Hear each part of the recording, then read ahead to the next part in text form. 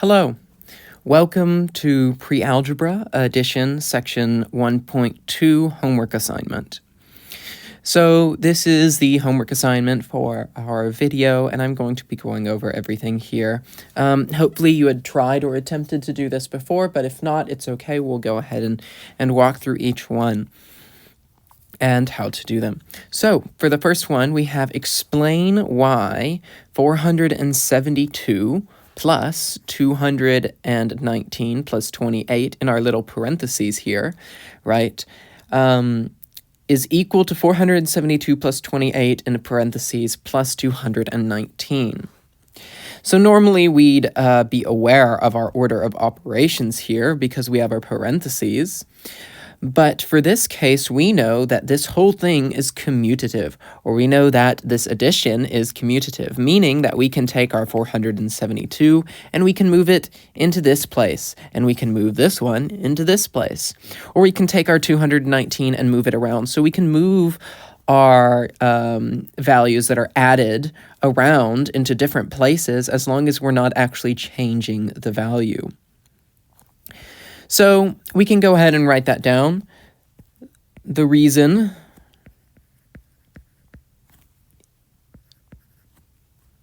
we are able to change the places of our numbers is due to the commutative property of addition.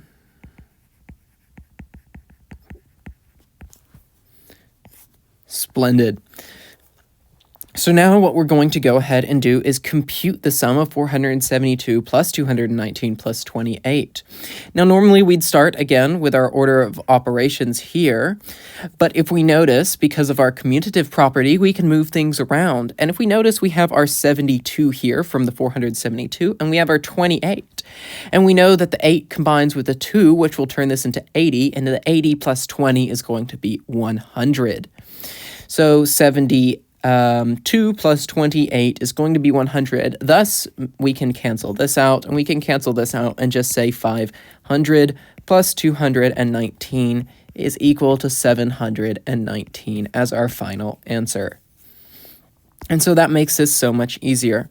Now let's talk about grouping, as in problem C for the computations. So we have 2 plus 12 plus 22 plus 32. All of that, plus 8, plus 18, plus 28, and plus 38.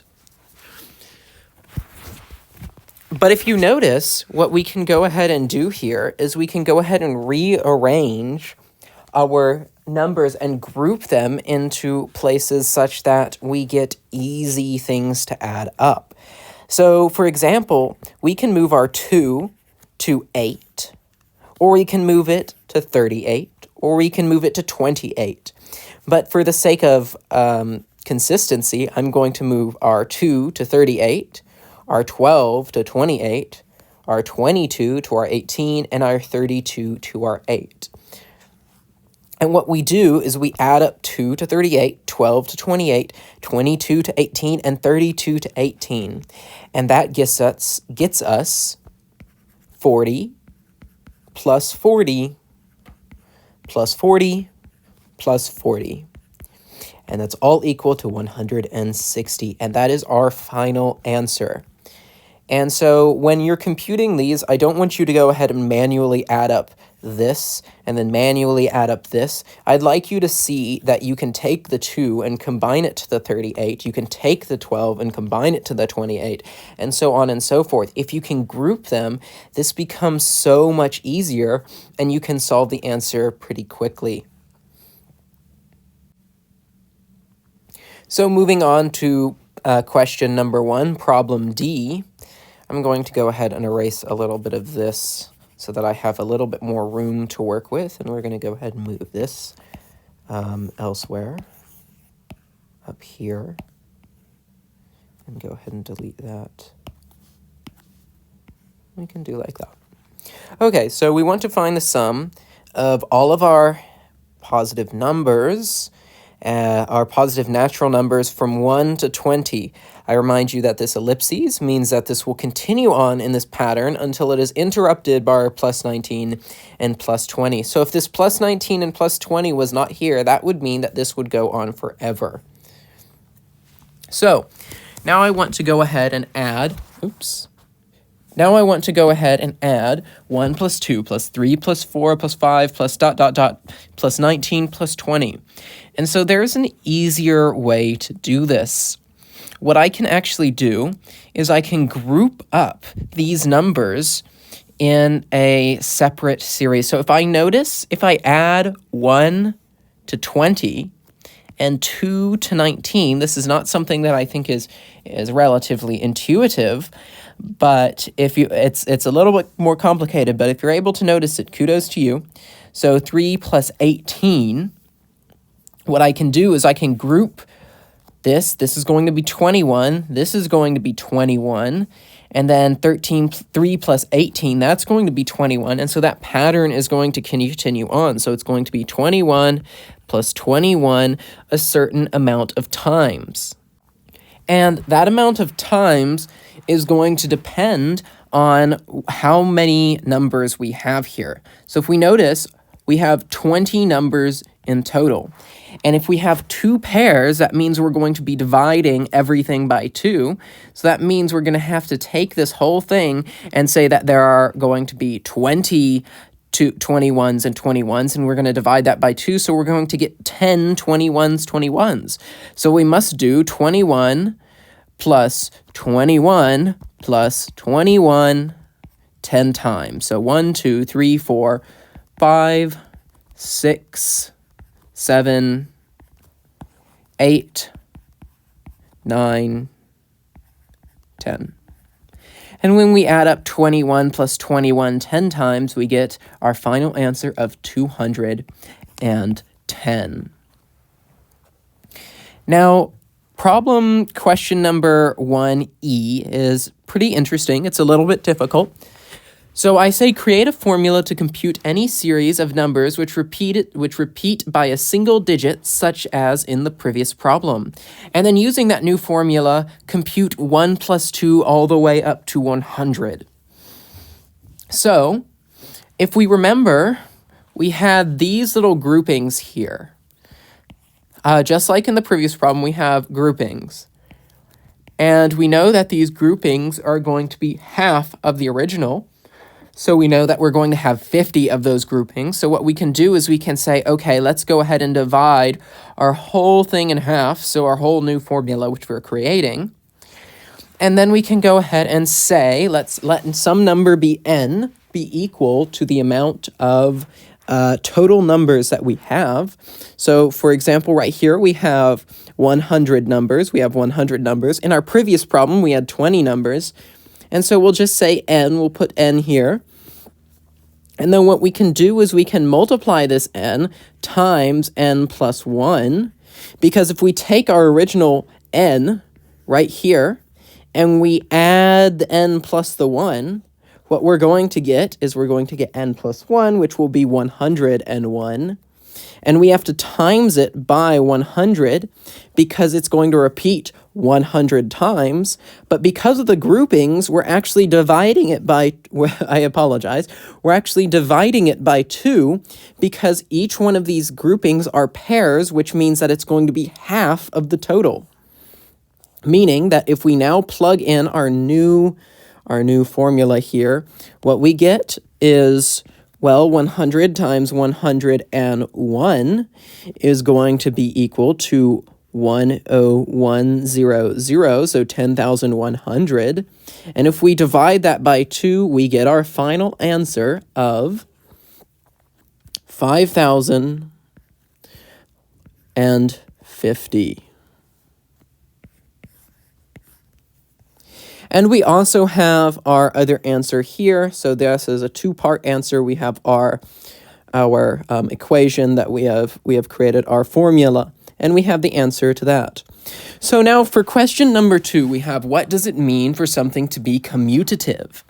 And what does it mean for something to be associative? So I went over this a little bit in the video, and I want you to be able to answer this in your own words. So I'd like you to write out at least a sentence of what you define it as it personally. And so now I'm going to go over C. So what is the difference between a mathematical expression and a mathematical equation, and why does it matter? So a mathematical expression is something along the lines of A plus B. We have no equal sign here, or that would turn it into an equation. But what we can do is we can use our mathematical expression to manipulate it inside of an equation. So we can say A plus B is now equal to C, and so that we now know that C is equal to B plus A or A plus B. This is our mathematical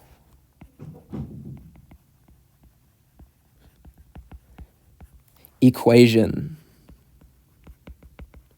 The reason this is important is because the mathematical equation is practically the foundation of all of mathematical operations, and the mathematical expressions are what founds the mathematical equations. So without the mathematical expressions, we would not have mathematical equations. So now question number 3, we have a rather elementary seeming problem, compute 2 plus 0. And so we know that any number plus 0 is going to be equal to that same number, and so we get 2. And in a similar vein, we have what happens when we add any number to 0. Why? Create a formula to better explain the answer. So what we can do is we can go ahead and say, well, what happens when we add any number to 0? The number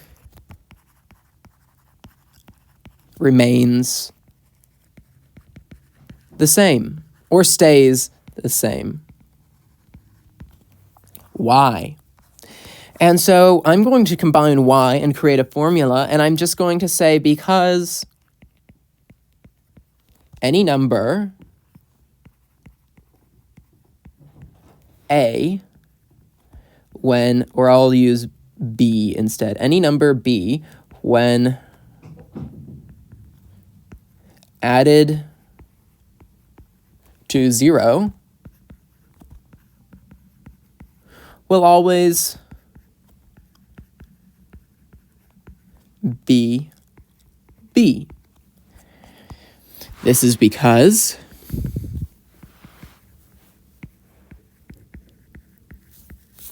the value of 0 is practically nothing.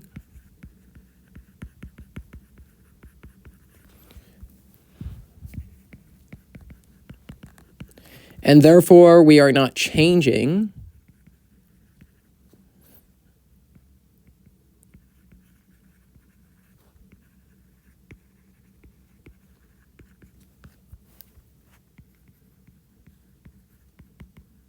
the value of b.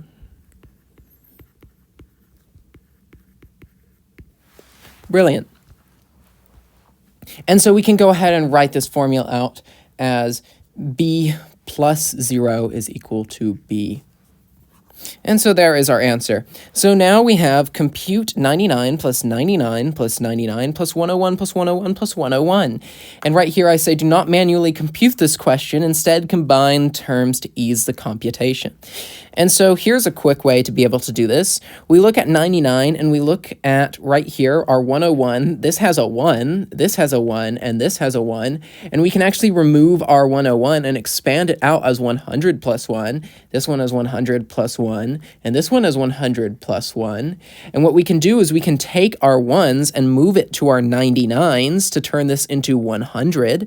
And so what we get is, if we remove every single one here, we get 100 plus 100 plus 100 plus 100 plus 100.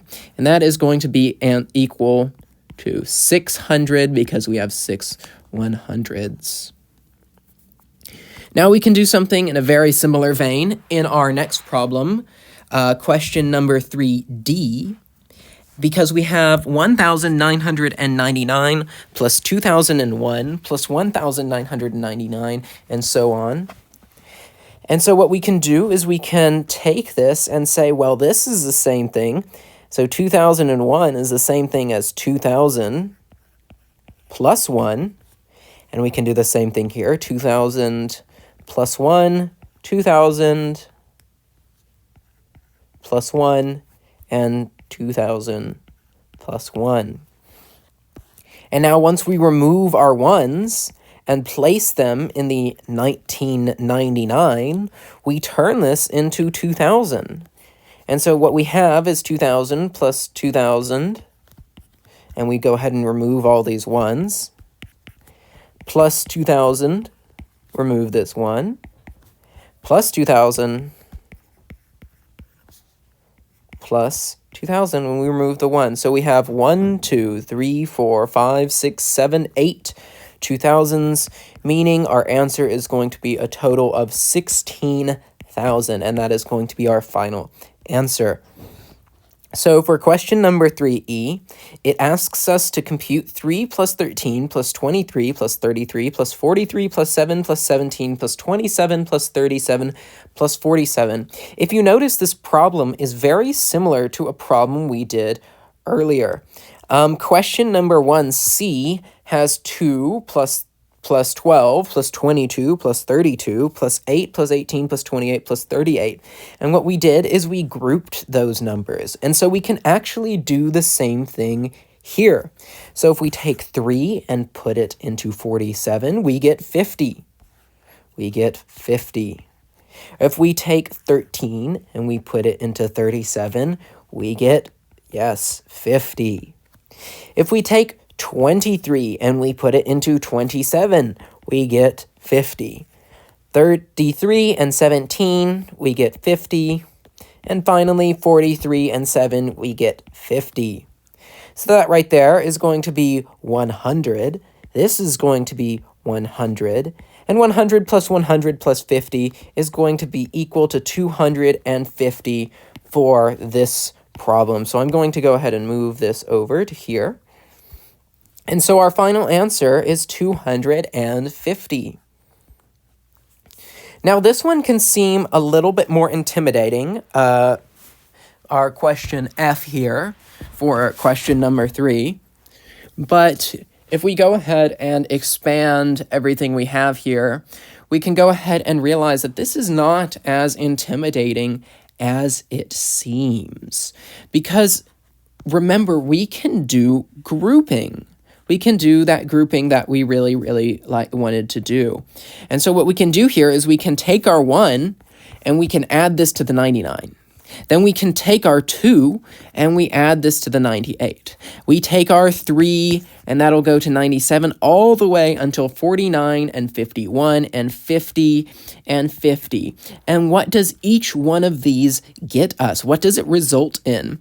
It results in a 100.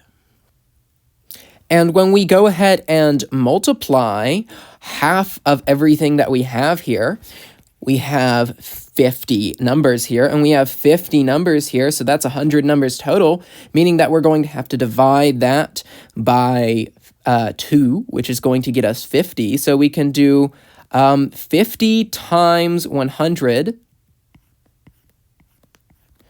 which is going, or we can add 150 times, and this is going to get us our final answer of 5,000. And so that is the answer for question number 3F. Now, question number 4, A, B, C, and D, we all have something similar to busy work.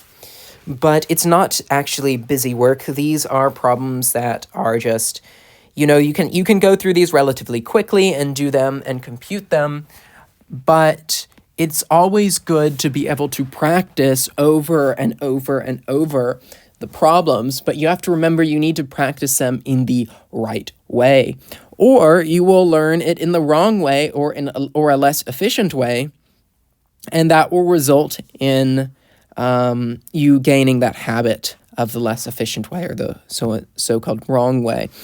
So what we can do is we can go ahead and start our addition by doing 1,286 plus 349.